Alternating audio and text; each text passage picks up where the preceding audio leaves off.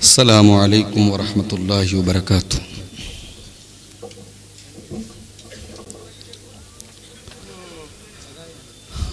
अल्हम्दुलिल्लाह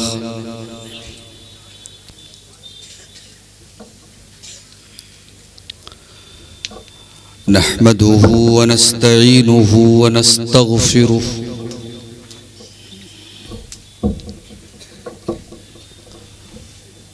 व नऊज़ु बिल्लाहि मिन शुरूरि अनफुसिना व मिन सय्यिआति अअमालिना।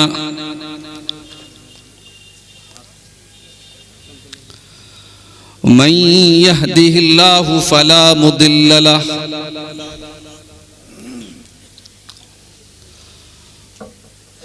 व मन युद्लिल फला हादिय लहु व अशहदु अल्ला इलाहा इल्लल्लाहु वहदहु ला शरीक लहु व अशहदु अन्न मुहम्मदन अब्दुहु व रसूलुहु।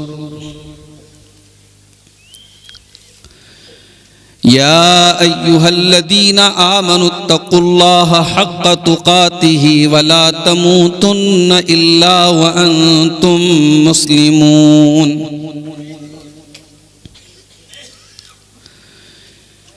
या अय्युहन्नासुत्तक़ू रब्बकुमुल्लज़ी ख़लक़कुम मिन नफ़्सिन वाहिदा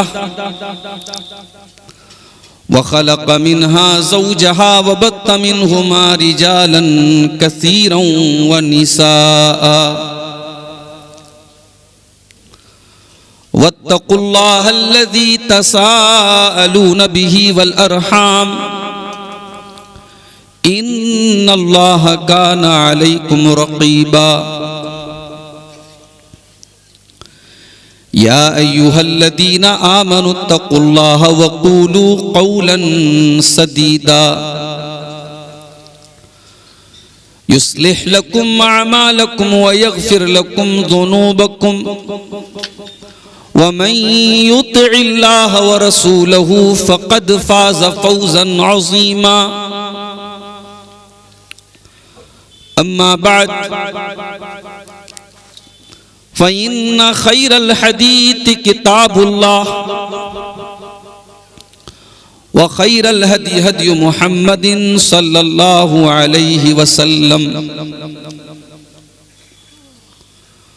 व शर्रल उमूरि मुहदसातुहा व कुल्ल मुहदसतिन बिदअह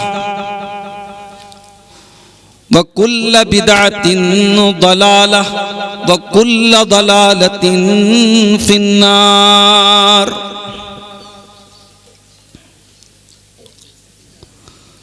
अऊज़ु बिल्लाहि मिनश शैतानिर रजीम। बिस्मिल्लाहिर रहमानिर रहीम। यअलमु ख़ाइनतुस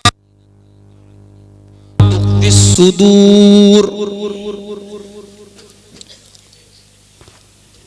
वक़ाल तआला फ़ी मक़ामिन आख़र अलम यअलम बिअन्नल्लाह यरा।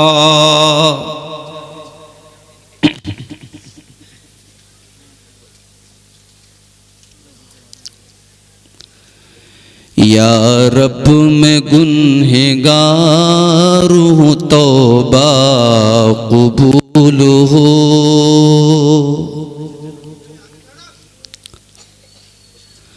या रब मैं गुनहगार हूँ तौबा क़बूल हो। इसियाँ पे शर्मसार हूँ तौबा क़बूल हो।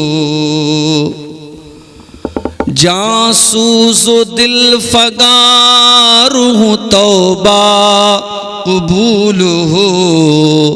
सरतापा इनकिसार हूँ तौबा क़बूल हो। तौबा क़बूल हो। तौबा क़बूल हो। गुज़री तमाम उम्र मेरी लहव लइब में नेकी नहीं है कोई अमल की किताब में। गुजरी तमाम उम्र मेरी लहवो लआब में। नेकी नहीं है कोई अमल की किताब में। सालेह अमल भी कोई नहीं है हिसाब में। दस्ते दुआ बुलंद है तेरी जनाब में। तौबा कबूल हो मेरी तौबा कबूल हो। ऐशो नशात ही में गुजरी है जिंदगी। ऐशो नशात ही में गुजारी है जिंदगी। हर जाविये से अपनी सवारी है जिंदगी। मेरा ख्याल ये था कि जारी है जिंदगी। लेकिन ये हाल अब है कि भारी है जिंदगी। तौबा कबूल हो मेरी तौबा कबूल हो। मैं हूँ गुनाहगार मगर तू तो है करीम। मैं हूँ सियाहकार मगर तू तो है रहीम। मैं हूँ फना पजीर मगर तू तो है कदीम। मैं अदना और हकीर मगर तू तो है अजीम। तौबा कबूल हो मेरी तौबा कबूल हो। सदर मोहतरम उलमाए किराम, मोहतरम बुजुर्गों, नौजवान साथियों, माओं और बहनों, प्यारे बच्चों, मदरसा महमूदिया हरीशपुर शिवनगर कटिहार के इस प्रोग्राम में आज आपने उर्दू और बंगला की मुख्तलिफ उलमा की ज़ुबानी मुख्तलिफ मौज़ूआत पर तकारीर सुनी। रात के इस आखिरी पहर में जबकि घड़ी में तकरीबन 2 बज रहे हैं, मुझे आपके सामने बिठाया गया है। और आज जब मैं आपके सामने बैठा हूं तो मैं जिस मौजू पर कुछ बातें रखना चाहता हूं वो मौजू बहुत अहम मौजू है और उसका ताल्लुक समाज की इस्लाह से। जाहिर है कि ये हमारे जितने प्रोग्राम हो रहे हैं, जितने जलसे और कॉन्फ्रेंसें हो रही हैं, उनका बुनियादी मकसद क्या है? इनका बुनियादी मकसद है इस्लाह मुआशरा, समाज में सुधार करना। सवाल ये पैदा होता है कि समाज की इस्लाह कैसे होगी, समाज से बुराइयां कैसे खत्म होंगी। खत्म तो नहीं हो रही है बुराइयां, कमी तो नहीं आ रही है बुराइयों में। न शराब में कमी है, न जिना में कमी है, न हराम कमाई में कोई कमी है, न लड़कियों की बेपर्दगी में कोई कमी है, न नौजवानों की बेराहरवी में कोई कमी है, न नमाज की पाबंदी हो रही है, न दीन की तालीम का रुझान बढ़ रहा है। तो आखिर इस समाज को सुधारा कैसे जाए, इस समाज की इस्लाह कैसे की जाए। कुरान करीम की दो अलग अलग आयतें मैंने आपके सामने पढ़ी है। इन दोनों आयतों पर गौर करो तो मालूम होता है कि समाज की इस्लाह की इस्लाह ना होने की बहुत बड़ी वजह यह है कि हमारे और आपके अंदर से ये तसव्वुर और ये ख्याल मिट चुका है कि कोई हस्ती ऐसी भी है जो हमें देख रही है। जब तक हमारे दिल और दिमाग में ये तसव्वुर नहीं बैठेगा, ये ख्याल नहीं जमेगा, ये विचार पैदा नहीं होगा कि कोई है जो हमें देख रहा है, कोई है जिसकी पकड़ का डर है, तब तक बुराइयों का खात्मा नहीं हो सकता है, समाज की इस्लाह नहीं हो सकती। फरमाया यालमु खाइनतल अयुनि व मा तुख्फिस सुदूर। मेरे बंदो, अल्लाह ताला तो वो है जो तुम्हारी आंखों की चोरियों को भी जानता है। जब तुम रास्ता चलते हो, जब तुम सड़कों पे चलते हो, गलियों में चलते हो, जलसों और प्रोग्रामों में जाते हो और तुम्हारे सामने से कोई औरत, कोई लड़की नजर आती है और तुम्हारी कंकियां, तुम अपनी कंकियों से उसको देखने लगते हो। तुम जाहिर तो ऐसा करते हो जैसे तुम उसको नहीं देख रहे हो, लेकिन कंकियों से तुम उसकी तरफ देखते रहते हो। यालमु खाइनतल अयुनि व मा तुख्फिस सुदूर। अल्लाह ताला तुम्हारी आंखों की चोरियों को भी जानता है। व मा तुख्फिस सुदूर, और अल्लाह तो तुम्हारे दिलों के भेद को भी जानता है। अभी तक कोई ऐसा स्कैनर नहीं आया है जो दिल के भेदों को जान सके।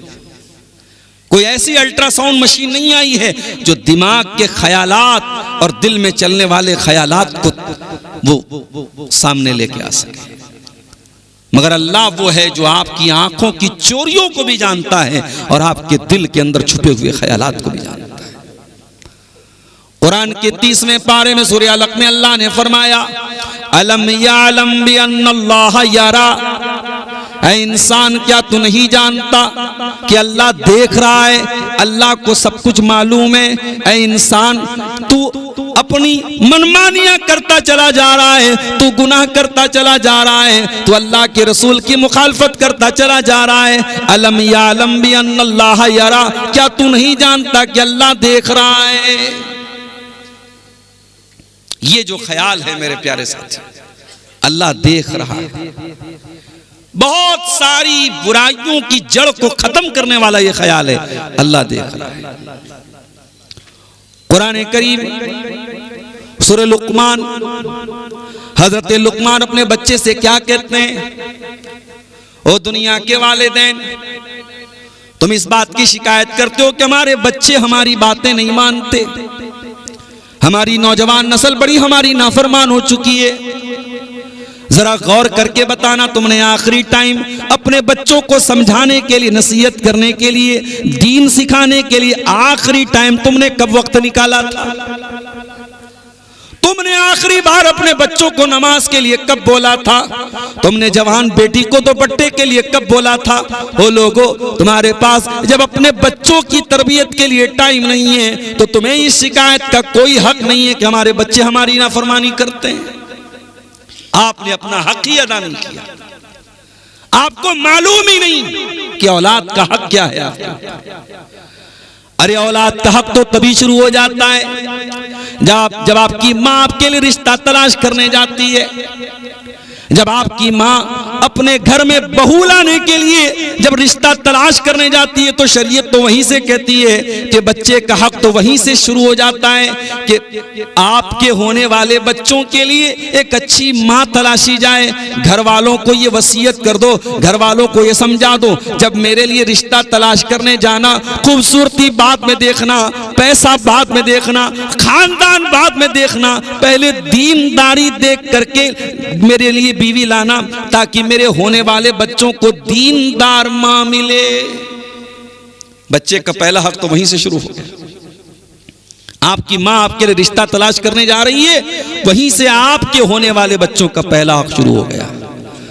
बच्चा पैदा हुआ, अभी बच्चा पैदा नहीं हुआ, शादी हो गई आपकी, बीवी से मिलने जा रहे हैं आप, नबी ने दुआ सिखाई, बिस्मिल्लाहि अल्लाहुम्मा जन्निबना शैतान व जन्निबिश शैतान मा रज़क़तना। ऐ अल्लाह, अगर तूने हमारी इस मुलाकात के जरिए हमारे मुकद्दर में कोई औलाद लिखी है, ऐ अल्लाह तू हमें भी शैतान से बचाना और हमारी आने वाली औलाद को भी तू शैतान से बचाना। ये आपके होने वाले बच्चे का हक है कि आप एक शादीशुदा इंसान जब अपनी बीवी के पास जाए तो ये दुआ पढ़े ताकि उसकी औलाद को अल्लाह ताला शैतान से महफूज रखे। बच्चा मां के पेट में, बाप की ये भी जिम्मेदारी है कि अपने होने वाले बच्चे को, जो अभी मां के पेट में अभी दुनिया में नहीं आया, मां के अंदर जो खून बन रहा है वही खून उस बच्चे की ग़िज़ा है। उसी खून के जरिए बच्चा 9 महीने तक मां के पेट में पलता है। बाप की ये भी जिम्मेदारी है बच्चे के दुनिया में आने के पहले कि मां को हलाल कमाई खिलाए, पाक कमाई खिलाए, ताकि बच्चा जो मां के पेट में पल रहा है वो हलाल कमाई के जरिए नुशूनुमा पाए, वो हलाल कमाई के जरिए मां के पेट में 9 महीना पूरा करे। बाप की ये भी जिम्मेदारी है उन 9 महीनों में अपनी बीवी का ख्याल रखे ताकि बच्चा तंदुरुस्त पैदा हो। अगर डॉक्टर ने कहा है कि इसको आयरन की टैबलेट दी जाए तो आयरन की टैबलेट दे वो बाप। कितनी माएँ होती हैं जिनकी को दवाएं नहीं मिलती, ग़िज़ा नहीं मिलती, बच्चा कमजोर पैदा होता है। और जो बच्चे पैदाइश के टाइम कमजोर होते हैं बहुत मुश्किल है कि बाद में वो अपने आप को सही कर सकें, क्योंकि जब मां के पेट में जो ग़िज़ाएं बच्चों को मिलनी चाहिए वो बहुत जरूरी है। कुछ घरों में सास जो होती है उनकी वजह से भी मसला पैदा होता है। बहू को जो ख्याल मिलना चाहिए, जो तवज्जो मिलनी चाहिए, जो प्यार मिलना चाहिए, वो नहीं मिल पाता है उन बच्चे की प्रेगनेंसी के दौरान। बच्चा दुनिया में जन्म ले रहा है, अजान दी जाती है उसके कान में, सुन्नत तो नहीं है, अजान के बारे में कोई सही हदीस तो नहीं है, लेकिन हाँ जो हदीसें इस बारे में आई है वो ज़ईफ है। उलमा ने लिखा है अगर कोई अजान देना चाहे तो दे सकता है, ना दे तो भी कोई हर्ज की बात नहीं है। हाँ कुछ लोग क्या करते हैं, एक कान में अजान देते हैं, दूसरे कान में इकामत देते हैं, वो तो बिल्कुल गलत है, वो तो मौजू रिवायत है। सिर्फ एक कान में अजान आप दे सकते हैं, वो भी सुन्नत समझ के नहीं, ये समझ कर के हमारा बच्चा पैदा हुआ है, मुसलमान का बच्चा है, पहली आवाज इसके कानों में अल्लाह की तौहीद की पहुंच जाए, इस मकसद के लिए आप बच्चे के कान में अजान दे दीजिए। अजान दे दी आपने, उसके बाद वो बच्चा 7 दिन तक जिंदा रहा। अगर 7 दिन के पहले मर गया अकीका की जरूरत नहीं है। 7वां दिन जब आया, और ये भी मसला याद रखो, अगर मगरिब के बाद बच्चा पैदा हुआ है तो अगला दिन पहला दिन माना जाएगा। मान लीजिए कि आज जुमेरात का दिन था, लेकिन बच्चा अगर मगरिब के बाद पैदा हुआ है तो जुमा का दिन पहला दिन माना जाएगा। और जब जुमा का दिन पहला दिन है तो जुमा, शनिचर, इतवार, सोमवार, मंगल, बुध, जुमरात उसका 7वां दिन माना जाएगा। तो 7वें दिन आपको अकीका करना है। और अल्लाह के नबी की सुन्नत यह भी है कि 7वें दिन बच्चे का अकीका किया जाए। अगर लड़की है तो 1 जानवर, लड़का है तो 2 जानवर। जानवर का दता होना जरूरी नहीं है, दता है तो अच्छी बात है, दता नहीं है तो कोई हर्ज की बात नहीं है। जानवर कुर्बानी की तरह बेऐब होना चाहिए और आपको उसका अकीका करना है। अगर आपको अल्लाह ने लड़का दिया और आपके पास 2 जानवर की ताकत नहीं है, 1 ही जानवर की ताकत है, कोई हर्ज की बात नहीं, आप 1 जानवर कर लीजिए। और ये भी याद रखिए, हदीसों में अकीका में छोटे जानवर का जिक्र है, बड़े जानवर का जिक्र नहीं है। आपको भेड़ा करना है भेड़ा कर दीजिए, बकरा करना है बकरी कर दीजिए, बकरा कर दीजिए, बकरी करना है बकरी कर दीजिए, छोटा जानवर होना चाहिए। बड़े जानवर का अकीका हदीसों से साबित नहीं है। कुछ उलमा ने जायज़ कहा है, लेकिन बेहतर यह है कि जो हदीस से साबित है, जो सुन्नत से साबित है, उस पर अमल किया जाए। और 7वें दिन आप बच्चे का बाल मुड़वा लीजिए। अगर कोई बीमारी उमारी का मसला है तो अलग बात है, वरना बाल मुड़वा लीजिए और बाल के वजन के बराबर चांदी सदका कर दीजिए। बाल के वजन के बराबर। कितना बाल का वजन होता होगा? 1 ग्राम, 2 ग्राम, 3 ग्राम, और कितना होता होगा? अब आजकल चांदी का रेट भी तो माशाल्लाह बहुत भाग गया। किसी ने बताया हमको कि पिछले साल चांदी जो थी इसी जनवरी के महीने में 93,000 रुपया किलो थी। 1 किलो चांदी 93,000 में थी 2025 की जनवरी में, और 2026 की जनवरी में वही चांदी 2,93,000 में बिक रही है। 2 लाख बढ़ गया उसका। 3.5 हो गया माशाल्लाह। तो भाई पता कर लीजिए कि चांदी का क्या रेट है इस वक्त। अब अगर 3.5 लाख में भाई साहब बता रहे 3.5 लाख में चांदी है, इसका मतलब ये हुआ कि अगर 1 ग्राम बाल निकला है तो 3,500 रुपये का 1 ग्राम चांदी होगी। अगर 2 ग्राम बाल निकला है तो आपको 7,000 रुपये का सदका करना है। उतने का आप सदका कर दीजिए, अल्लाह की राह में आप दे दीजिए। और अकीका के बारे में यह भी सुन लीजिए कि अकीका का गोश्त आप खुद भी खा सकते हैं, नहीं, गरीबों को भी दे सकते हैं, रिश्तेदारों को भी दे सकते हैं। जरूरी नहीं कि आप दावत दें तभी अकीका होगा। आप जानवर ज़बह कर दें, गोश्त बांट दें आप रिश्तेदारों में, गरीबों में, कोई हरज की बात नहीं है। किसी बकरा काट करके आप मदरसे में दे दें, बच्चों को खिला दें, कोई हरज की बात नहीं, उसमें आपको कोई पाबंदी नहीं। ये सारे हक है औलाद के आपके। उसी औलाद का एक हक ये भी है कि आप उसका अच्छा नाम रखें। अगर लड़का पैदा हुआ है अच्छा नाम रखें, अब्दुल्ला रखें, अब्दुल रहमान रखें, इब्राहिम रखें, मोहम्मद रखें, ईसा रखें, मूसा रखें, यूसुफ रखें।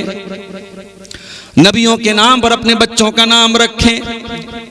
बेटी पैदा हुई है फातिमा रख दें, रुकैया रख दें, उम्मे सलमा रख दें, ज़ैनब रख दें, उम्मे हबीबा रख दें, मैमूना रख दें। अल्लाह के नबी की बेटियों के नाम पे रख दें, अल्लाह के नबी की बीवियों के नाम पे रख दें, सहाबियात के नाम पे रख दें।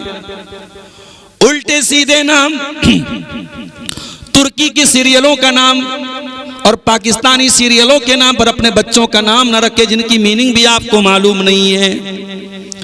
और मीनिंग के लिए भी आप अगर इंटरनेट का सहारा लेते हैं तो याद रखें, इंटरनेट कोई मोतबर जरिया नहीं है, इंटरनेट कोई भरोसेमंद जरिया नहीं है। इंटरनेट पर बहुत सारे नामों के माना गलत भी बताए जाते हैं, इसलिए किसी जानकार से पूछकर, किसी आलिम से पूछ करके नाम रखें। अच्छा, अब मैं तकरीरों में बोलने लगा हूं कि पूछ के नाम रखे, तो मुझे ही लोग मैसेज करते हैं। हर दूसरे दिन मैसेज आता, मौलाना साहब बेटी हुई है नाम बता दो, मौलाना साहब बेटा हुआ। अरे भाई अब्दुल गफ्फार साहब के पास यही काम बचा है, बेटे बेटी का नाम बताएं।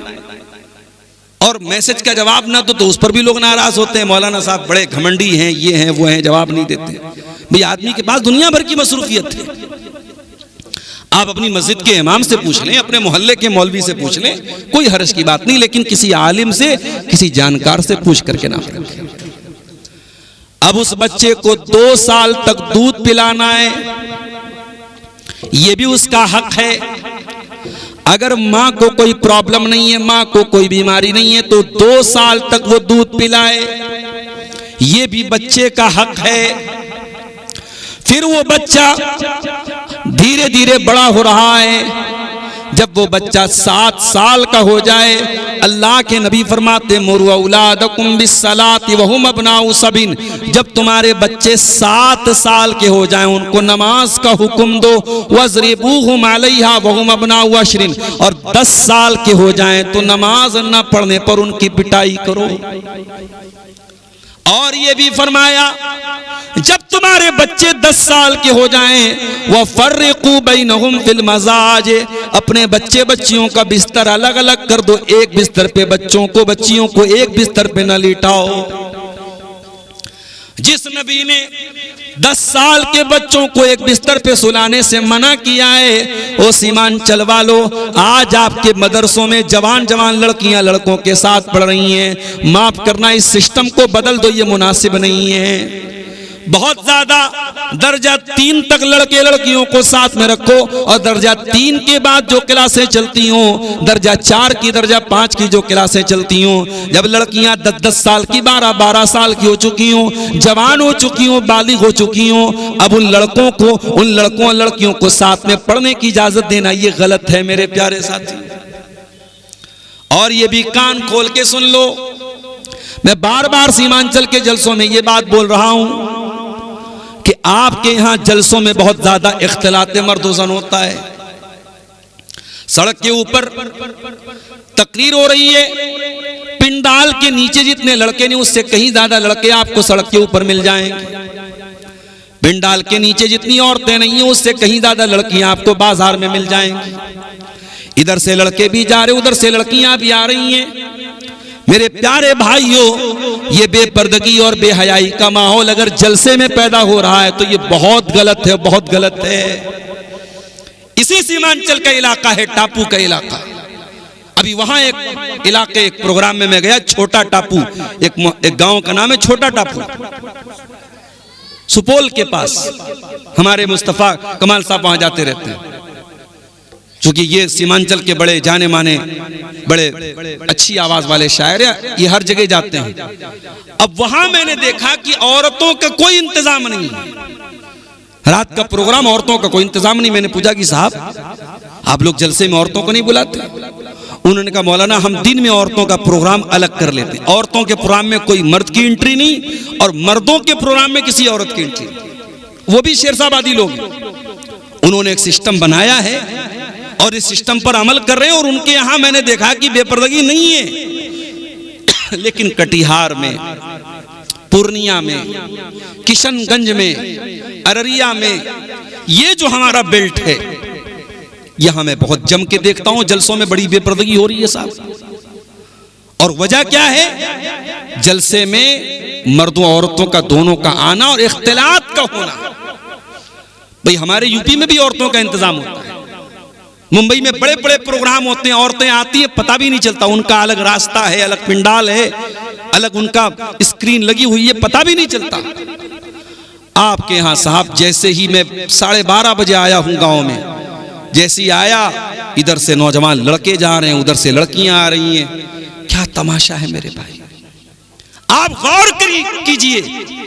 अल्लाह के नबी ने फरमाया बच्चे 10 साल के हो जाएं, लड़का लड़की, बिस्तर अलग कर दो। कभी आपने गौर किया? 10 साल का बच्चा बहुत बड़ा तो नहीं है, 10 साल की बच्ची बहुत बड़ी तो नहीं है, अभी नासमझ है।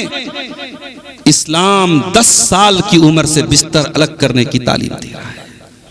इसलिए दे रहा है, शैतान कब किसका दिमाग खराब कर दे हम नहीं जानते। शैतान कब किसके दिमाग में गंदगी और गलाजत डाल दे हम नहीं जानते। और मिसालें मौजूद हैं। लापरवाही बरती गई तो सगे भाई और सगी बहन के दरमियान भी गलत काम हुए हैं मेरे साथी। मेरे भाइयों, इस्लाम पर्दे का मजहब है, इस्लाम तकद्दुस का मजहब है, इस्लाम गंदगी की इजाजत नहीं देता, इस्लाम बदकारी की इजाजत नहीं देता। फरमाया जब तुम्हारे बच्चे 7 साल के हो जाएं नमाज का हुक्म दो, और 10 साल के हो जाएं और नमाज न पढ़े तो उनकी पिटाई करो। सवाल ये पैदा होता है मौलाना साहब, 10 साल का बच्चा तो बालिग नहीं है, 10 साल की लड़की तो नाबालिग है, और इस्लाम के अंदर जो अहकाम फर्ज होते हैं वो तो बालिग होने के बाद फर्ज होते हैं, नमाज बालिग होने के बाद, रोजा बालिग होने के बाद। 10 साल का लड़का तो नाबालिग है, फिर नमाज न पढ़ने पर उसकी पिटाई करने का हुक्म क्यों दिया जा रहा है? इसीलिए दिया जा रहा है जब वो बच्चा 10 साल की उम्र में नमाज का पाबंद बन जाएगा, जब वो 17 साल का हो जाएगा, जब वो 20 साल का हो जाएगा और फजर की अजान की आवाज सुनेगा तो आपको कहना नहीं पड़ेगा, वो ठंडे ठंडे पानी से, वो गरम गरम पानी से वजू बना करके ऑटोमेटिक मस्जिद में पहुंच जाएगा। तरबियत तो करो मेरे प्यारे साथी, हम तरबियत नहीं करते हैं, हमारे पास अपने बच्चों के लिए टाइम ही नहीं है। और हम कहते साहब हम बड़े बिजी लोग हैं, हमारे पास इसलिए टाइम नहीं, हम तो रात दिन कारोबार में लगे रहते हैं, जॉब में लगे रहते हैं। माफ करना, जितना बड़ा भी जॉब हो, जितना बड़ा भी कारोबार हो, अपने बच्चों की तरबियत से आप बच नहीं सकते, उससे भाग नहीं सकते। मेरे साथियों, हमारे एक दोस्त हैं, बहुत दिनों तक वो सऊदी अरब में रहते थे, इलाहाबाद के रहने वाले हैं। सऊदी अरब में रहते थे, रियाज में रहते थे। वो डेली अपने बच्चों से फोन करना, हाल चाल लेना उनका मामूल था। और नतीजा ये है कि 3-4 साल तक सऊदी अरब में वो रहे और आज भी अल्हम्दुलिल्लाह उनकी बच्ची और बच्चे सब माशाअल्लाह दीनदार हैं, दुआएं याद हैं, कुरान याद हैं, बच्चे माशाअल्लाह दीनदार हैं। आप अगर बच्चों को टाइम नहीं देंगे मेरे प्यारे साथियों, अगर आप बच्चों की सही तरबियत नहीं करेंगे, ये बच्चे क़यामत के दिन आपका गिरबान पकड़ लेंगे। ये बच्चे आपका गिरबान पकड़ के कहेंगे, अल्लाह ये मेरा बाप था, ये मेरी माँ थी। आए अल्लाह, लड़का बोलेगा, अल्लाह मैं अगर कमाने में पीछे रहा तो मेरे बाप ने मेरा कॉलर पकड़ा, मेरी कमाई कम रही तो मेरे बाप ने मुझको रोका टोका। लड़की कहेगी, अल्लाह मैं एक दिन स्कूल न गई, मेरी माँ ने मुझको रोका, मेरी माँ ने मुझको टोका, लेकिन बाप ने और माँ ने कभी नमाज के लिए नहीं टोका, माँ ने कभी लड़की को पर्दे के लिए नहीं टोका, माँ ने कभी लड़की से ये ना पूछा तू घर में लेट क्यों आई, माँ ने लड़की से कभी ये नहीं पूछा स्कूल की छुट्टी तो 2 बजे हुई, तू 4 बजे क्यों आई, माँ ने कभी लड़की से ये ना पूछा तू सहेली के घर रात में रुक क्यों गई। ये तरबियत आपकी जिम्मेदारी है मेरे प्यारे साथी। हजरत लुकमान को देखो, वो भी तो एक बाप है, अपने बच्चे को नसीहत करते हैं और लुकमान की नसीहत इतनी कीमती होती है कि अल्लाह ताला कुरान में हजरत लुकमान की नसीहतों को बयान करता है। हजरत लुकमान अपने बच्चे से कहते हैं, या बुनैया ला तुशरिक बिल्लाह इन्न शिर्क लजुल्मुन अजीम। ऐ मेरे बच्चे, तू अल्लाह के साथ कभी शिर्क न करना। ऐ मेरे बच्चे, दुनिया का सबसे बड़ा अन्याय, सबसे बड़ा जुल्म अल्लाह के साथ शिर्क करना है। पहला हक जो हजरत लुकमान अपने बच्चों को बता रहे हैं, अल्लाह के साथ तो शिर्क मत करना। उसके बाद कहते हैं, या बुनैया इन्नहा इन तकु मिस्काल हब्बतिन मिन खरदलिन फतकुन फी सखरतिन औ फिस समावाति औ फिल अर्दि याति बिहल्लाह। ऐ मेरे बच्चे, एक राई के दाने के बराबर कोई चीज होगी, आसमानों में कहीं होगी, जमीन में कहीं होगी, किसी चट्टान के अंदर छुपी हुई होगी, याति बिहल्लाह। अल्लाह ताला उस राई के दाने के बराबर चीज को भी तेरे सामने ले आएगा।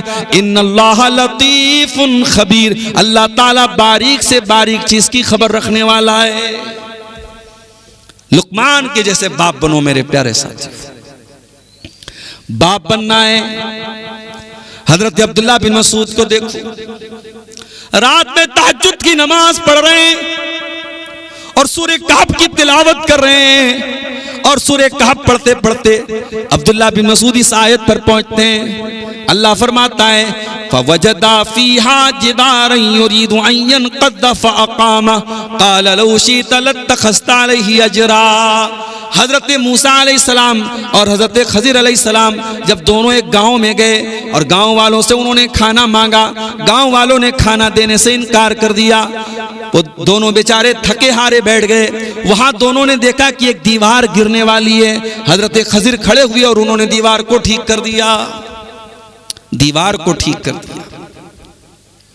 हजरत मूसा अलैहिस्सलाम ने बड़े गुस्से में कहा, ये कंजूस लोग हैं, इन लोगों ने खाना तक नहीं खिलाया और आपने दीवार इनकी फ्री में ठीक कर दी। इनसे पैसा ले लेना चाहिए था, उजरत ले लेना चाहिए था। हजरत खज़िर ने कहा, व अम्मल जिदारु फकाना लिगुलामैन यतीमैन फिल मदीना व कान तहतहु कंजुल लहुमा व कान अबूहुमा सालिहा। ऐ मूसा, वो दीवार जो गिरने वाली थी वो 2 यतीम बच्चों के मकान की दीवार थी। उस मकान के अंदर 2 यतीम बच्चे रहा करते थे और उस दीवार के नीचे उन दोनों यतीम बच्चों के बाप ने खजाना दबाया था। खजाना दबा के मर गया था बाप। ऐ मूसा, अगर दीवार गिर जाती, खजाना लुट जाता, गांव वाले लूट लेते। चूंकि बच्चों का बाप नेक इंसान था, वकान अबूहुमा सालिहा, बच्चों का बाप नेक था, इसलिए अल्लाह ताला ने मुझे हुक्म दिया कि मैं दीवार को ठीक कर दूं, ताकि बच्चे कल जब जवान हो जाएं तो अपने बाप का खजाना हासिल कर लें। ये है औलाद। औलाद को फल मिल रहा है बाप की नेकी का।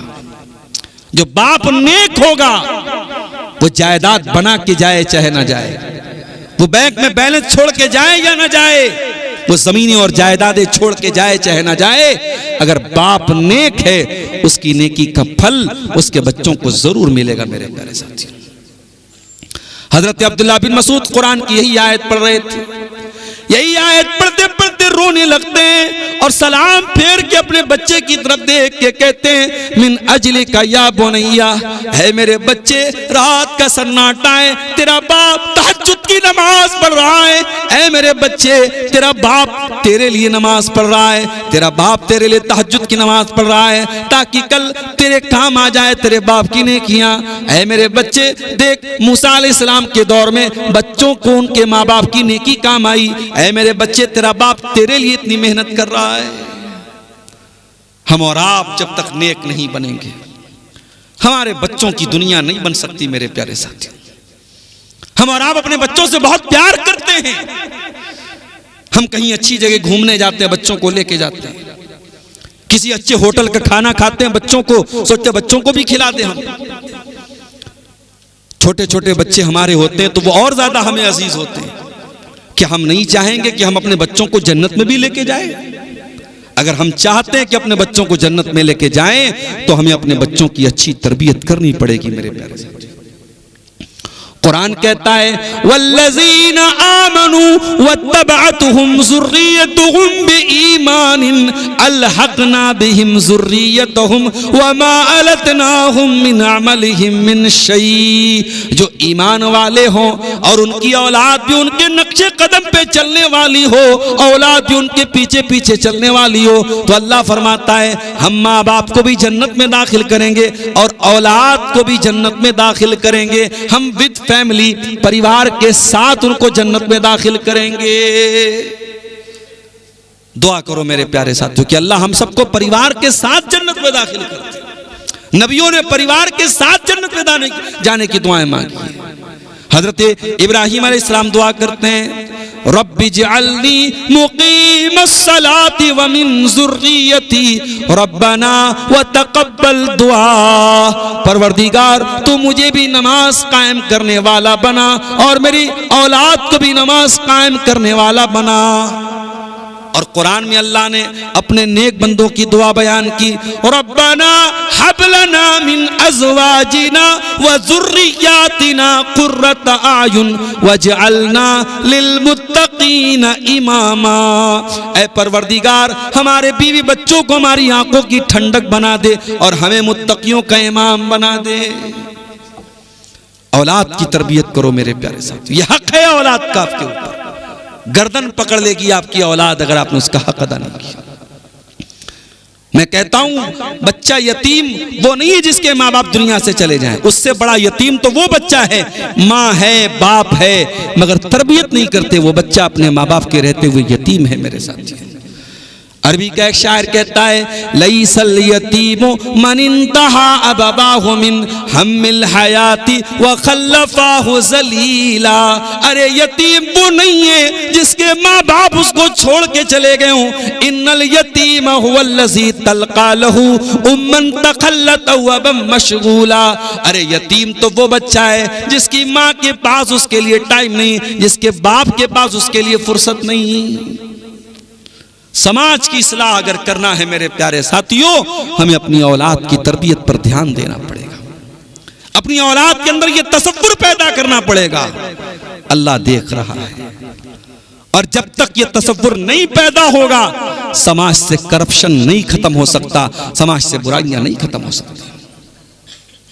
कुरान का 30वां पारा उठाओ, अल्लाह फरमाता है वैलुल लिल मुतफ्फिफीन अल्लज़ीना इज़ा क़तालू अलन नासी यस्तौफून। बर्बादी है, वैल है, जहन्नम है नाप तौल में कमी करने वालों के लिए। अल्लज़ीना इज़ा क़तालू अलन नासी यस्तौफून, जब वो सामान लेने जाते हैं तो पूरा पूरा तौल करके लेते हैं। वइज़ा कालूहुम औ वज़नूहुम युक्सिरून, और जब सामान तौल के देते हैं, जब सामान देने की बारी आती है तो डंडी मारते हैं। अला यज़ुन्नु उलाइका अन्नहुम मबऊथून लियौमिन अज़ीम यौम यक़ूमुन नासु लिरब्बिल आलमीन। क्या ये नहीं जानते कि एक दिन क़यामत आने वाली है और इनको अल्लाह के सामने जवाब देना है। अल्लाह की अदालत लगेगी मेरे प्यारे साथी, और अल्लाह की अदालत में कोई भेदभाव नहीं होगा, कोई डिस्क्रिमिनेशन नहीं होगा, कोई अन्याय नहीं होगा। अल्लाह की अदालत में कोई पावर नहीं चलेगा, कोई सोर्स नहीं चलेगा। दुनिया में कहीं मंत्रियों का सोर्स है, कहीं अधिकारियों का सोर्स है, कयामत के दिन किसी को कोई सोर्स नहीं चलेगा। इसीलिए जब हम सूरह फातिहा पढ़ते हैं हम क्या कहते हैं? अल्हम्दुलिल्लाहि रब्बिल आलमीन अर्रहमानिर रहीम मालिक यौमिद्दीन। तमाम तारीफें उस अल्लाह के लिए जो सारे जहानों का रब है, जो बहुत कृपालु, बहुत दयालु है। मालिक यौमिद्दीन, जो कयामत के दिन का मालिक है। ऐ अल्लाह 2026 चल रहा है, तू तो आज के दिन का भी मालिक है। 2025 चल रहा था, तू उसका भी मालिक था।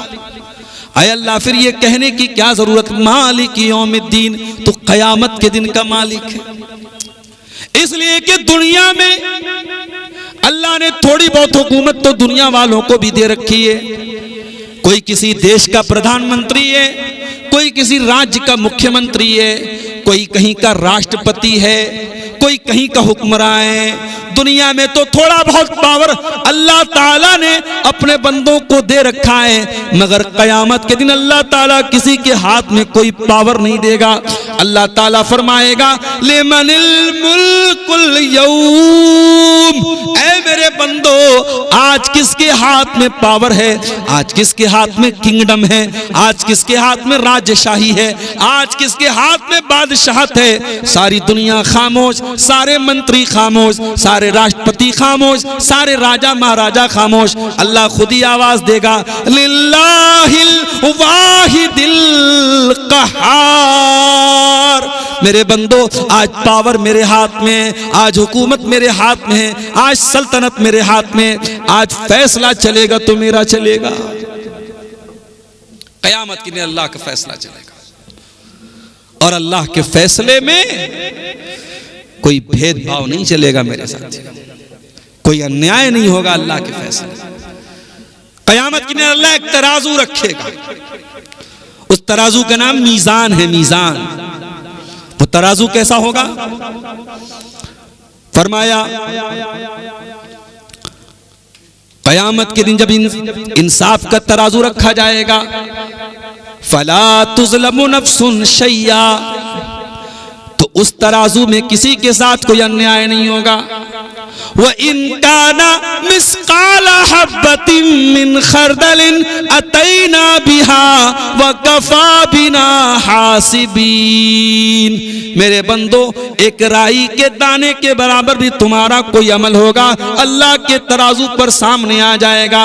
अल्लाह जब हिसाब लेगा तो पूरा पूरा हिसाब लेगा। दुनिया में मीडिया ट्रायल होता है, अपराधी को पकड़ा गया, अभी अपराध सिद्ध नहीं हुआ है, मीडिया ने अपराधी बना दिया, मीडिया ने दिखा दिया ये अपराधी है, अपराधी अपराधी, टीवी पर चल गया, अखबार में आ गया, फिर 20 साल तक वो जेल में रहा। 20 साल के बाद कोर्ट ने कहा अपराध सिद्ध नहीं हो पाया, अदालत बाइज्जत रिहा करती है। 20 साल तो गया उसका, उसकी इज्जत तो गई, उसका नाम तो गया, उसके बच्चे बेचारे 20 साल तक बाप के बगैर यतीम रहे, उसकी बीवी बेचारी बेवा रही, उसका कैरियर तो तबाह हो गया। दुनिया के इंसाफ में देर लग सकती है मेरे साथी, अल्लाह के इंसाफ में कोई देर नहीं लगेगी, क्योंकि अल्लाह की अदालत में कोई मीडिया ट्रायल नहीं होगा। अल्लाह की अदालत में डायरेक्ट अपराध है तो सामने आएगा, अच्छा काम किया वो भी सामने आ जाएगा, बुरा काम किया वो भी सामने आ जाएगा। फमन यामल मिस्काल ज़र्रतिन खैरन यरा वमन यामल मिस्काल ज़र्रतिन शर्रन यरा। एक जर्रा के बराबर तुमने कोई गुनाह किया वो भी तुम्हारे सामने आ जाएगा, जर्रा बराबर तुमने कोई नेकी की वो भी तुम्हारे सामने आ जाएगी। ऐ अल्लाह, दुनिया में झूठे गवाह भी आ जाते, क्या तेरी अदालत में कोई झूठी गवाही भी दे पाएगा? फरमाया नहीं। अल यौमा नख्तिमु अला अफ़वाहिहिम व तुकल्लिमुना ऐदीहिम व तशहदु अर्जुलुहुम बिमा कानू यक्सिबून। कयामत के दिन अल्लाह ताला मुंह पर मुहर लगा देगा, मुंह बंद कर देगा, जबान से कुछ नहीं बोल पाओगे। अल्लाह तुम्हारी जबानों पर मुहर लगा देगा, तुम्हारे हाथ बोलेंगे, तुम्हारे पैर बोलेंगे। ओ स्मार्टफोन टच करने वालों, ओ व्हाट्सएप चलाने वालों, ओ इंस्टाग्राम चलाने वालों, ओ फेसबुक मैसेंजर चलाने वालों, अल्लाह तुम्हारी उंगलियों से बुलवाएगा, उंगली बोलेगी क्या टाइप किया है तुमने, क्या टच किया है तुमने, कहां कहां से सबूत मिटाओगे? ब्राउजर की हिस्ट्री डिलीट कर दी, चैटिंग डिलीट कर दी, मैसेंजर डिलीट कर दिया, मोबाइल फॉर्मेट मार दिया, सारे सबूत मिटा दिए। उंगली का रिकॉर्ड कैसे मिटाओगे? This finger will talk, this finger will speak, ये उंगली बोलेगी। अल्लाह फरमा रहा है तेरे हाथ बोलेंगे, तेरे पैर बोलेंगे। इन पैरों से चल के तू कहां गया था? तू जिना को डेटिंग बोलता है, तू हराम काम को डेटिंग और प्यार और लव और रोमांस बोलता है। इन पैरों से जो तू जिना करने गया था ये पैर बोलेंगे। इन हाथों से जो तूने गलत चीजें टच की थी ये हाथ बोलेंगे। हत्ता इज़ा मा जाऊहा शहीद अलैहिम समऊहुम व अबसारुहुम व जुलूदुहुम बिमा कानू यामलून। मेरे बंदे, कयामत के दिन तेरा कान तेरे खिलाफ गवाही देगा, तेरी आंखें तेरे खिलाफ गवाही देंगी, तेरे बदन की चमड़ी तेरे खिलाफ गवाही देगी। ऐ अल्लाह, रात रात पर इस कान में हेडफोन लगा के, एयरपॉड लगा के गाने सुनता रहा। ऐ अल्लाह, क्या ये कान बताएगा? हाँ, ये कान बताएगा। ऐ अल्लाह, इन आंखों से मोबाइल पर न जाने क्या क्या देखता रहा, क्या ये आंखें सब रिकॉर्ड कर रही हैं? हाँ, सब रिकॉर्ड कर रही हैं। ऐ अल्लाह, क्या कयामत के दिन ये आंखें बोलेंगी? हाँ बोलेंगी। तेरे एक एक करतूत को तेरी आंखें खोल के सामने रख देंगी। ऐ अल्लाह, इन हाथों से न जाने क्या क्या किया, क्या ये हाथों के चमड़े बोलेंगे? हाँ, तेरे हाथों के चमड़े बोलेंगे, तेरे बदन की स्किन बोलेगी। वक़ालू लिजुलूदिहिम लिमा शहीदतुम अलैना। और इंसान कहेगा अपनी चमड़ी से कि तू कैसे बोल रही है? क़ालू अंतक़नल्लाहुल्लज़ी अंतक़ कुल्ल शै। इंसान की चमड़ी कहेगी कि आज अल्लाह ने हमको बोलना सिखा दिया। एआई का नाम सुना है? AI, artificial intelligence. मान लीजिए आपने एआई के अंदर कुछ लिख करके दे दिया, आपने लिख दिया मदरसा महमूदिया, ये आपके क्या नाम है, शिवनगर कोढ़ा कटिहार का एक इदारा है और इसमें इतने बच्चे पढ़ते हैं, इतने टीचर पढ़ते हैं, जो भी है आपने पूरी डिटेल लिख दी। आपने सिर्फ लिख के दिया और एआई से कहा इसका ऑडियो बना के हमको दे दो।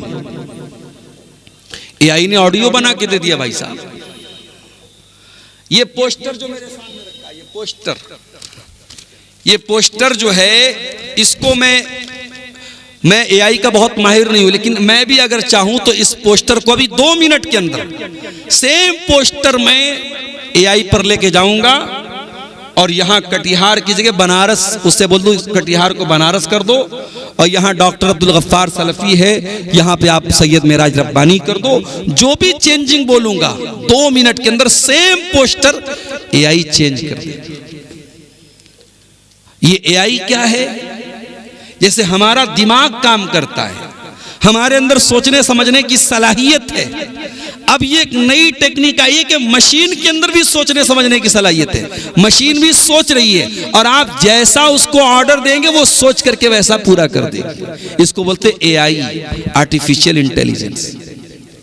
तो अगर इंसान की बनाई हुई ऐसी टेक्निक है, और इंसान ने भी ये चीज अल्लाह के ही हुक्म से और अल्लाह ही की तौफीक से बनाई है, और कयामत की एक निशानी अल्लाह के नबी ने बयान फरमाई है, वज़ुहूरुल कलम, कयामत के पहले कलम का ज़ुहूर हो जाएगा, कलम की ताकत बहुत बड़ी हो जाएगी। आज देखो तो सब कुछ तो कलम ही है, सब कुछ तो टाइप किया जा रहा है, यानी आज कलम की ताकत इतनी बड़ी ताकत बन गई कि आपने जो लिख के दिया एआई ने पूरा कर दिया उसको।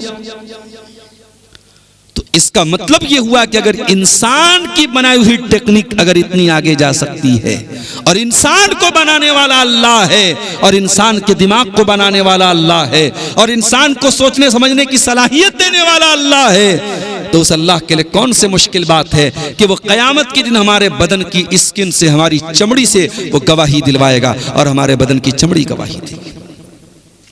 किस किस से बचेंगे हम? कान गवाही देगा, आंखें गवाही देंगी, हाथ गवाही देंगे, पैर गवाही देंगी, बदन के चमड़े गवाही देंगे।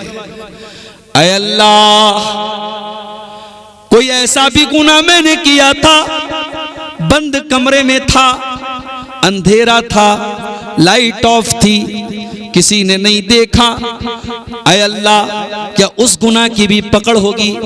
फरमाया इज़ा ज़ुल्ज़िलतिल अर्ज़ु ज़िल्ज़ालहा व अख़रजतिल अर्ज़ु अस्क़ालहा व क़ालल इंसानु मा लहा यौमइज़िन तुहद्दिसु अख़बारहा। है मेरे बंदे, कयामत के दिन धरती भी बोलेगी, जमीन भी बोलेगी, जमीन भी गवाही देगी। जिस बेडरूम में रह के तूने गलत काम किए थे वो बेडरूम बोलेगा, जिस जमीन पे तूने गलत काम किया था वो जमीन बोलेगी, जिस जमीन पे तूने अच्छे काम किए थे, जहां तेरी पेशानी ने सजदे किए थे, जहां तेरी आंखों से आंसू बहे थे, जहां तेरे हाथों से सदका खैरात हुआ था, जहां जाके तूने हज और उम्रा किया था, जहां तूने जानवर की कुर्बानी की थी, वो जमीन बोलेगी, वो जमीन गवाही देगी।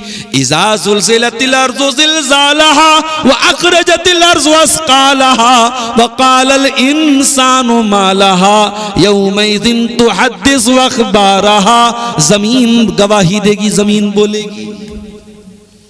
मेरे प्यारे साथियों, किस किस से हम बचेंगे? ऐ अल्लाह, दुनिया में पैसे का लेन देन करके भी मामला रफा दफा हो जाता है। कार वाला जा रहा था, बाइक से लड़ गया, एक्सीडेंट हो गया, बाइक वाला मर गया, पुलिस आ गई, कार वाले ने पुलिस वालों को भी कुछ पैसा दे दिया, उस गरीब आदमी के परिवार को भी कुछ पैसा दे दिया, दोनों तरफ से मामला रफा दफा हो गया। ऐ अल्लाह, क्या तेरी अदालत में भी पैसा देकर के मामला रफा दफा हो जाएगा? फरमाया वत्तकू यौमन, ऐ मेरे बंदो उस दिन से बचो, तुरजऊन फीहि इलल्लाह, जिस दिन तुम अल्लाह के पास जाओगे, सुम्मा तुरजऊन इलल्लाह सुम्मा तुवफ़्फ़ा कुल्लु नफ्सिम मा कसबत, और हर नफ्स को उसके अमल का पूरा पूरा बदला दिया जाएगा। वहुम ला युज़लमून, और उस दिन किसी के साथ कोई जुल्म नहीं होगा।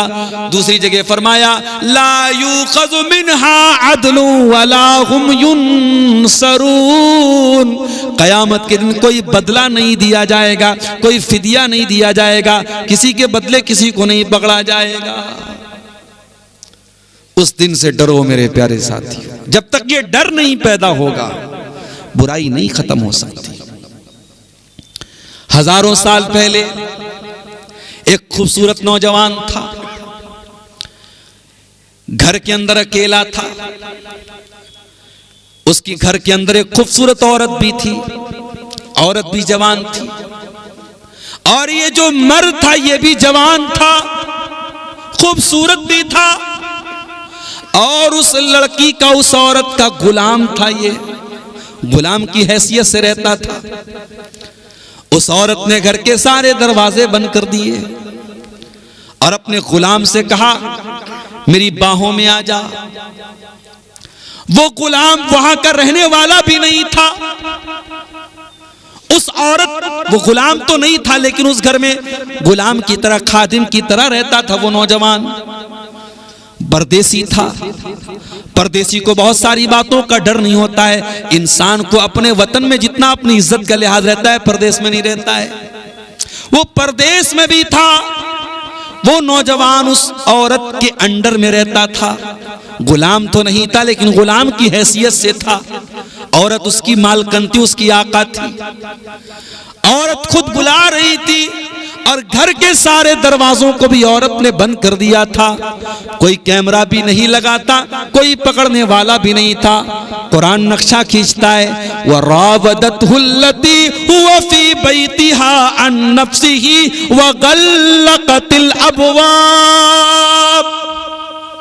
याद करो मेरे बंदे यूसुफ अलैहिस्सलाम को, जब उस औरत ने, जिस औरत के घर में यूसुफ रहा करते थे, उस औरत ने अपने जाल में फंसाने की कोशिश की और उसने सारे दरवाजे अच्छी तरीके से बंद कर दिए और कहने लगी है तलक, है तलक, है तलक, ऐ यूसुफ मेरे पास आ जाओ। औरत खुद बुलाए तो इंसान का बचना बहुत मुश्किल होता है। बहुत आसान है मजलिस में माज़ अल्लाह कह देना, बहुत मुश्किल है खलवत में गुले गुलगू से बच जाना। तन्हाई में जब कोई बुराई का मौका मिल रहा हो, उस मौके पर बुराई से अपने दामन को बचाना, इट इज द चैलेंज। ये बहुत बड़ा चैलेंज है मेरे प्यारे साथी। औरत बुला रही है तलक, ऐ यूसुफ आओ। यूसुफ कहते हैं काला माज़ अल्लाह, मैं अल्लाह की पनाह चाहता हूं। इन्नहु रब्बी अहसन मसवाया इन्नहु ला युफ्लिहु ज़ालिमून। ऐ ज़ुलेखा, ऐ अजीज़े मिस्र की बीवी, मेरे मालिक ने तेरे घर में मुझको ठिकाना दिया और मैं अपने मालिक के साथ ही गद्दारी करूं, ये मुझसे नहीं हो सकता। मैं अपने मालिक के साथ बेवफाई करूं, ये मुझसे नहीं हो सकता। इन्नहु ला युफ्लिहु ज़ालिमून। ऐ ज़ुलेखा, मैं इतना बड़ा जुल्म नहीं कर सकता, मैं जालिम नहीं हूं। वो कौन सी ताकत थी मेरे भाइयों, जिसने यूसुफ को जवान होने के बावजूद, खूबसूरत होने के बावजूद और मलका औरत, पैसे वाली औरत, और खुद गुनाह की तरफ बुला रही है। वो कौन सी ताकत थी जिसने यूसुफ को गुनाह करने नहीं दिया? वो ताकत अल्लाह का डर थी। वो ताकत ये एहसास था कि अल्लाह देख रहा है, अल्लाह देख रहा है, और अल्लाह की पकड़ का डर था। वो डर यूसुफ अलैहिस्सलाम को गुनाह से दूर करता है। इसीलिए अल्लाह के नबी फरमाते हैं कयामत के दिन जब कोई साया नहीं होगा, सबातुन युज़िल्लुहुमुल्लाहु फी ज़िल्लिही यौमा ला ज़िल्ला इल्ला ज़िल्लुहु। कयामत के दिन अल्लाह ताला 7 खुशनसीबों को अपने अर्श का साया देगा। जिस दिन अल्लाह के अर्श के सिवा कोई साया न होगा, उन 7 खुशनसीबों में एक वो इंसान भी होगा। फरमाया व रजुलुन दातुहु इम्राअतुन ज़ातु मनसबिन व जमालिन फ़क़ाल इन्नी अख़ाफ़ुल्लाह। जिसको कोई खूबसूरत औरत, कोई पैसे वाली औरत गलत काम की तरफ बुलाए और वो ये कह के ठुकरा दे मैं अल्लाह से डरता हूं। बड़ा मशहूर वाकया है, सुना होगा आपने कई बार। बनी इस्राइल के वो 3 लोग जो गार में फंस गए थे और गार के दहाने पर एक बहुत बड़ी चट्टान आ गई थी और तीनों अंदर फंस गए थे। और तीनों ने तय किया कि अल्लाह ताला से अपने अपने नेक अमल का वसीला लगा के दुआ करें। यहाँ लोग बोलते हैं अहले हदीस लोग वसीला नहीं मानते। अरे हमसे बढ़ के कौन वसीला मानता? हम जायज वसीला मानते हैं, जो वसीला साबित है वो वसीला मानते हैं। नेक अमल का वसीला लगा के दुआ मांगो, अल्लाह कबूल करेगा। कुछ ऐसी नेकी करो जो आपको पता हो, अल्लाह को पता हो। यहाँ तो चंदा जब तक दे करके ऐलान ना हो हाजी साहब के नाम का, तब तक हाजी साहब की जो है उनको सुकून नहीं मिलता है। अरे कुछ नेकी ऐसी भी कर दो मेरे भाई जो आपको पता हो, अल्लाह को पता हो। बहुत सारे लोग चंदा देते, बेनामी चंदा देते हैं, अच्छी बात है। और बेनामी में अगर बड़ा बड़ा चंदा आ रहा है तो और अच्छी बात है। हर चीज का नाम हो जरूरी नहीं है, कुछ नाम अल्लाह के यहां भी हो जाए मेरे प्यारे साथी। नेकी करके दरिया में डाल दिया करो, कहावत है ना, नेकी कर दरिया में डाल। नेकी करो, भूल जाओ कि हमने नेकी किया था। जाड़े का मौसम है, कोई गरीब बेचारा ठिठुर रहा है सर्दी से, कोई अमीर आया, कार से उतरा, गरीब को कंबल उड़ाया, चला गया। अमीर को नहीं पता मैंने किसको उड़ाया, गरीब को नहीं पता मुझको किसने उड़ाया। ये होती है नेकी कर दरिया में डाल। वयुतिमून अत्ताअम अला हुब्बिही मिस्कीनन व यतीमन व असीरा। अल्लाह के नेक बंदे गरीबों को खाना खिलाते हैं, यतीमों को खाना खिलाते हैं, कैदियों को खाना खिलाते हैं।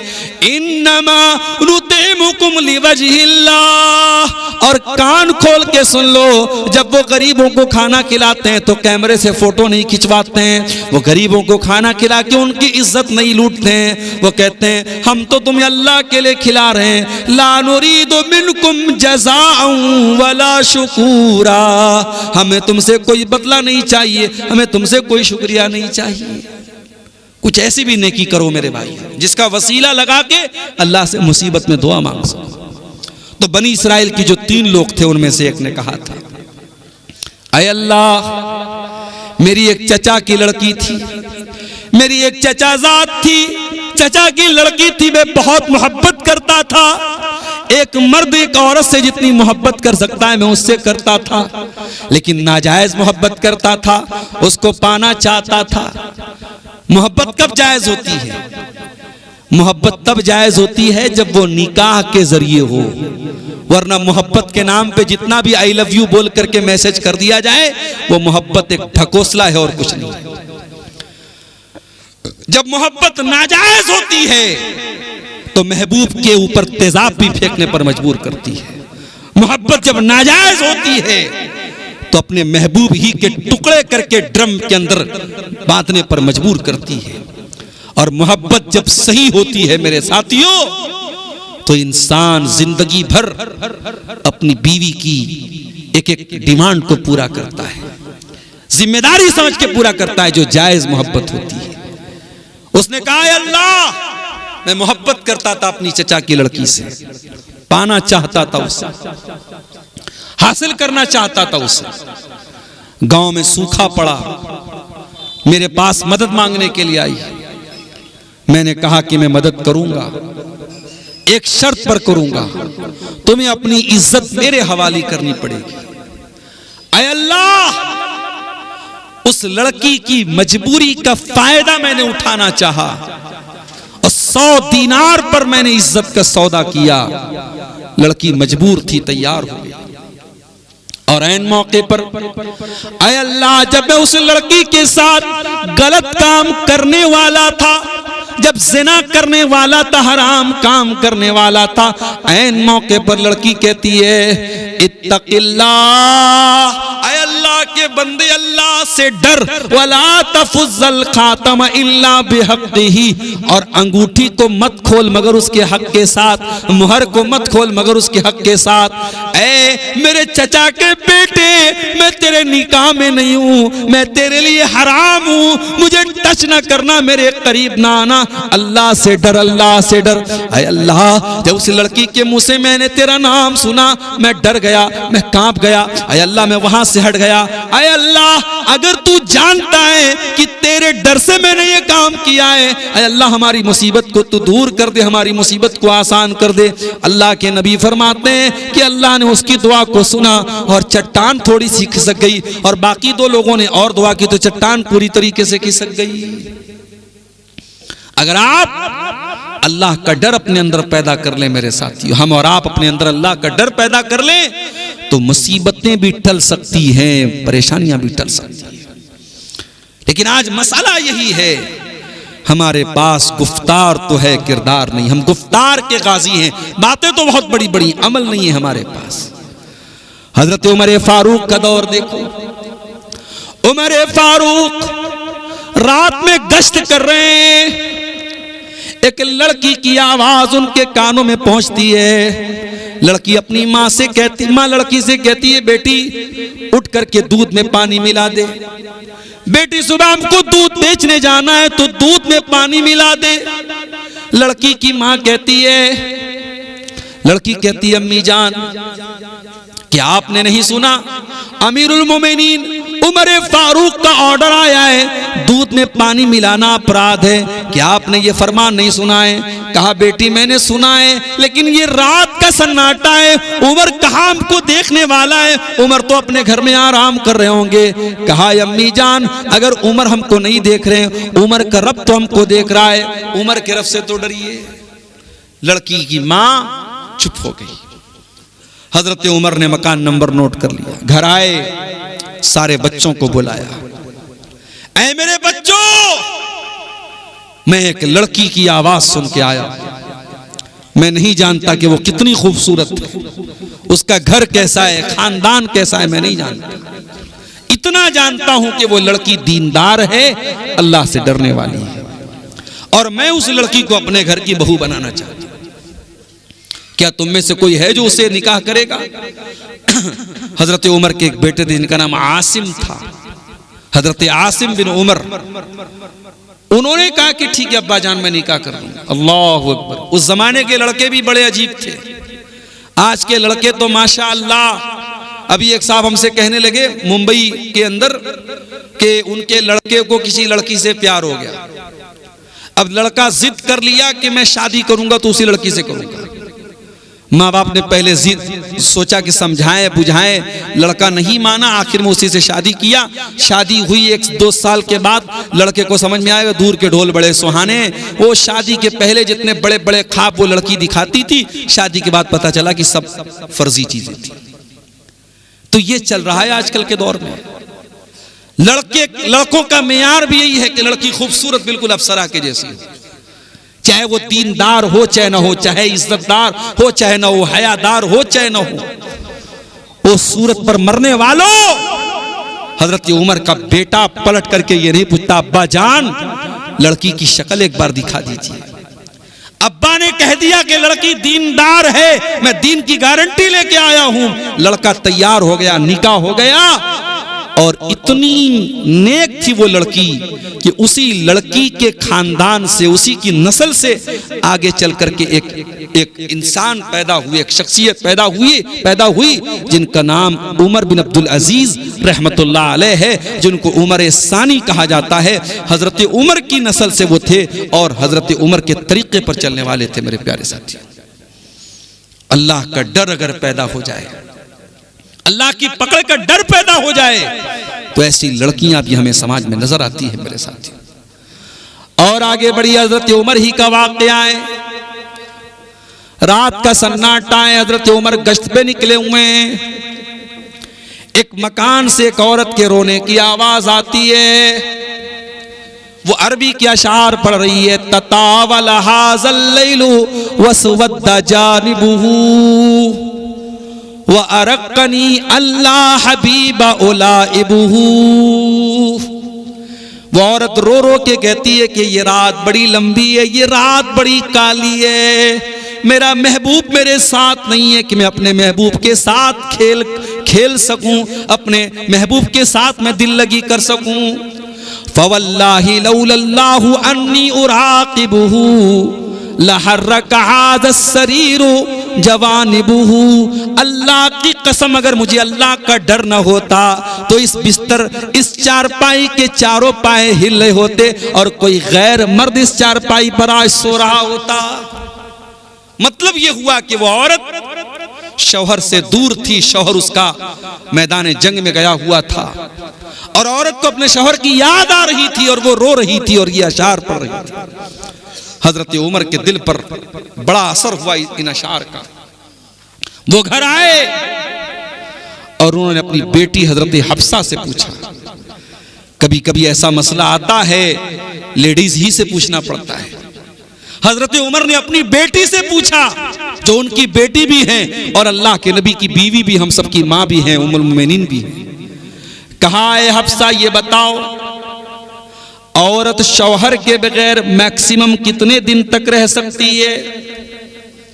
बगैर शौहर की औरत कितने दिन तक रह सकती है? तुम्हारा तजर्बा क्या कहता है? तुम्हारा एक्सपीरियंस क्या कहता है? हजरत हफ्सा ने कहा, अब्बा जान, औरत बगैर शौहर के मैक्सिमम 6 महीना रह सकती है। 6 महीने से ज्यादा बहुत मुश्किल है उसके लिए रहना। हजरत उमर ने तमाम अपने मुजाहिदीन को लेटर लिखा कि 6 महीने में चेंजिंग कर लिया करो, 6 महीने में रोटेशन कर लिया करो, 6 महीने पे घर जाया करो, ताकि बीवियों के पास भी तुम टाइम दे सको, बीवी 6 महीने से ज्यादा तुम्हारा वेट न करे। मेरे प्यारे साथियों, बताना यह चाहता हूं इस वाक़े के जरिए कि वो औरत शौहर के बगैर रहती थी, वो चाहती तो गलत कदम उठा सकती थी, मगर वो औरत खुद कहती है अगर अल्लाह का डर न होता तो आज इस बिस्तर पे गलत काम होता, मगर अल्लाह का डर है जो मुझे गुनाह से रोके हुए है। मेरे अजीजों, आज समाज बहुत बुराइयों की तरफ जा रहा है, और समाज बुराइयों की तरफ इसीलिए जा रहा है क्योंकि अल्लाह की पकड़ का डर नहीं है हमारे अंदर।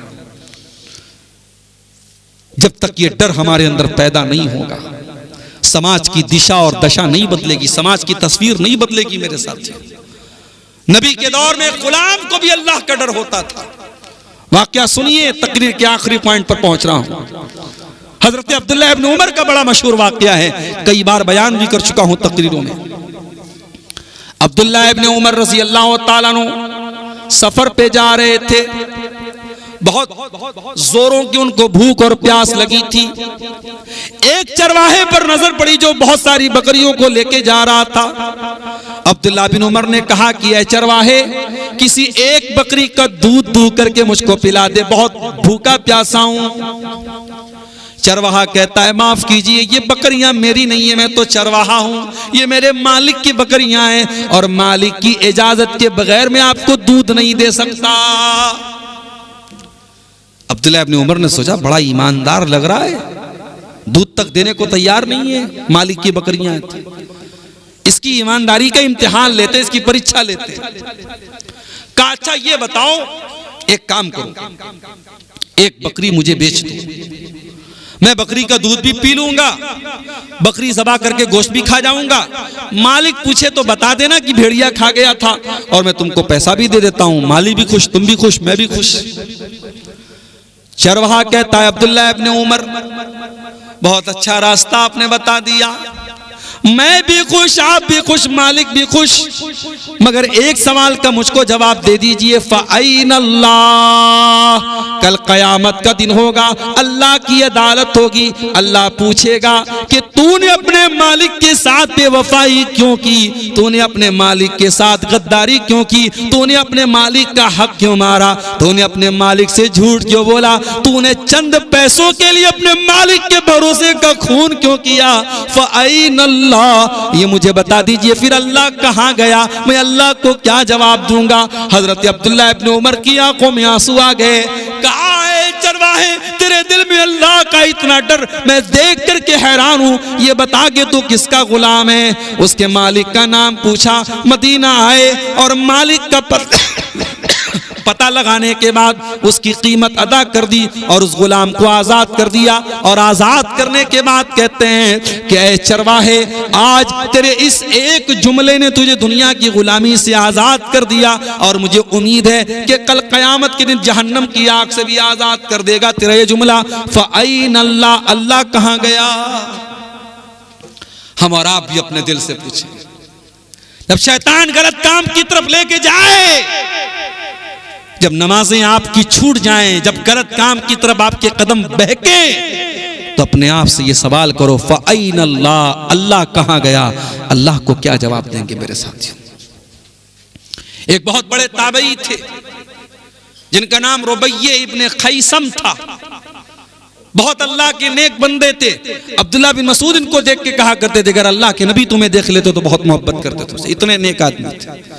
रुबैया इब्न खैसम उस दौर की बहुत खूबसूरत औरत, फाहिशा औरत, बच्चलन औरत इनके पास आती है। और इनको बहकाने की कोशिश करती है। रुबैया इब्न खैसम टस से मस नहीं होते हैं, उल्टे उस औरत को समझाते हैं कि तू गलत काम छोड़ दे, तू मुझे बहकाने की कोशिश मत कर, तू गलत काम छोड़ दे। उस औरत को समझाने की कोशिश करते हैं, औरत थक हार करके वहां से चली जाती है। मेरे प्यारे साथियों, जब अल्लाह का डर पैदा होता है तो इंसान अपने ईमान की, अपने किरदार और कैरेक्टर की हिफाजत करता है। आज की तारीख में मेरे प्यारे साथियों, हमारे समाज में जो बुराइयां पनप रही हैं, जो दिन ब दिन बुराइयों का ग्राफ बढ़ रहा है, उसके पीछे बहुत बड़ी वजह यही है कि हमें दुनिया का तो डर है, अल्लाह का डर नहीं है। बहुत सारे गलत काम करने से हम इसलिए बचते हैं, दुनिया को क्या जवाब देंगे। जिस दिन हम ये सोचने लगे अल्लाह को क्या जवाब देंगे, उस दिन हम बहुत सारी बुराइयों से बच जाएंगे। मेरे साथियों, अल्लाह ने कुरान में फरमाया यस्तगफूना मिनन्नासी वला यस्तगफूना मिनल्लाह। ये मुनाफिकों की पहचान है, ये लोगों से तो डरते हैं, अल्लाह से नहीं डरते। वहुवा माहुम इज़ युबय्यतूना मा ला यर्दा मिनल क़ौल। अल्लाह ताला उनके एक एक अमल की निगरानी कर रहा है। अल्लाह को सब पता है कि वो क्या क्या साजिशें कर रहे हैं। इन मुनाफिकों की एक एक चाल से अल्लाह ताला वाकिफ है, मगर ये मुनाफिक लोग लोगों से डरते हैं, अल्लाह से नहीं डरते। अल्लाह से डरो मेरे प्यारे साथियों, अल्लाह का डर अपने अंदर पैदा कीजिए और ये बात याद रखिए कि अल्लाह के सब रिकॉर्ड हो रहा है, अल्लाह का कैमरा सब रिकॉर्ड कर रहा है और अल्लाह का कैमरा कभी खराब होने वाला नहीं है। व इन्ना अलैकुम लहाफिज़ीन किरामन कातिबीन यालमूना मा तफ़अलून।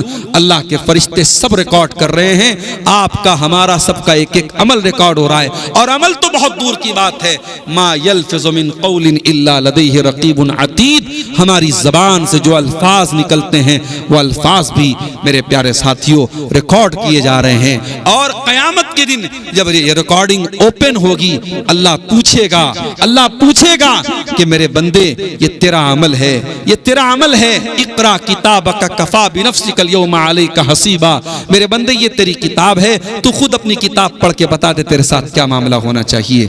मेरे प्यारे साथियों, इसलिए हम और आप अपने दिलों में ये तसव्वुर पैदा करें कि अल्लाह देख रहा है, और जब तक ये हम तसव्वुर नहीं पैदा करेंगे समाज से बुराइयां नहीं खत्म हो सकती हैं।